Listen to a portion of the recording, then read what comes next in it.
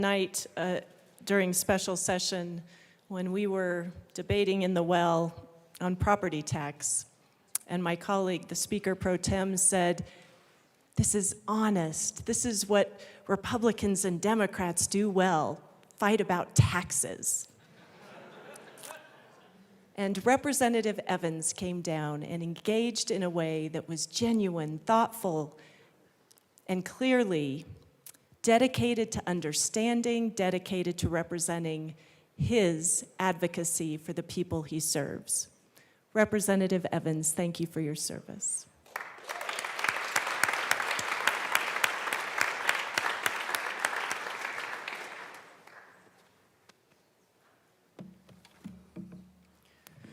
Well, colleagues, here we are again. First walked into this building in 2005 when I was an aide. And it's been something that's always been in the back of my mind as I've lived my life, gone to college, served in the military, served in law enforcement. And so it was a true, honest privilege to be able to become part of this body in 2023. Wasn't really how I saw my life going, but as I'm going to tell you here in a second, that seems to be the story of my life. Not really how I saw it unfolding. And I definitely didn't really think that I would become known for being able to give lengthy and in-depth explanations about municipal solid waste when I came to this body. And by the way, I was aiming for an hour there. I only went 52 minutes, so thank the minority leader for pulling me out of the well and giving you 8 minutes of your life back. But it truly has been an honor to serve in this body and to have those conversations. I think I've told a few of you folks, this has just been the continuation of 12 years in the military and 10 years in law enforcement. In law enforcement, when people would call us, the first question wasn't, are you a Republican or a Democrat? It was, what's the problem? How do we work together to fix it? And so I've tried to embody that during my time in this building. And I think you all know what I'm doing after this, why I won't be coming back to this building. And I just wanted to reflect for a moment on what some of my colleagues, the veteran colleagues, have said, which is that the privilege of being able to be a self-governed society, of being able to have the people be the ultimate authority that sends representatives to be able to make laws for society is something that folks have paid for in blood. They have paid for in tears. One of the privileges you get being a helicopter pilot for the military is you get to go through this thing called SEER school, Survival, Evasion, Resistance, and Escape. It's basically what to do if you get shot down or isolated behind enemy lines, if you get captured by the enemies that we fight that generally are not Geneva Conventions honoring enemies. How do you survive in a prisoner of war scenario for months or even years?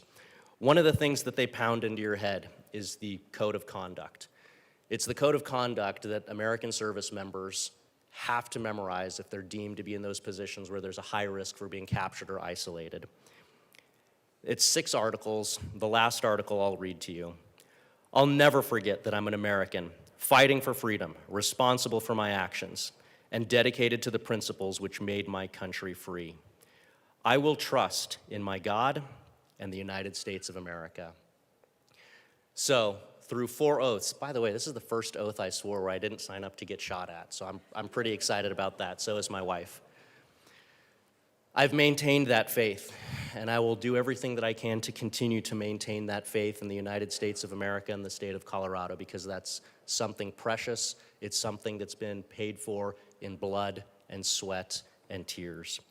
And even more than that, for me personally, and I haven't talked a lot about this the last 2 years, has been my own personal faith. That's what put me where I am.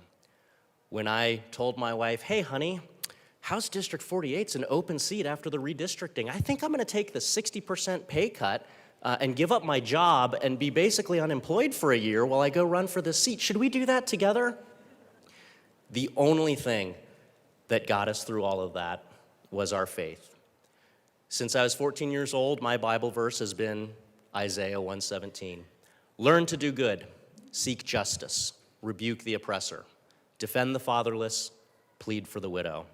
That's been the theme of my life. It's been an honor and a privilege to work with all of you here for the last 2 years. And that is the theme that I hope to continue moving forward. And before I leave the well, I just want to thank all of the drafters downstairs that I've tortured with requests for anywhere from 5 to 80 amendments over the last 2 years. Thank you so much, drafters.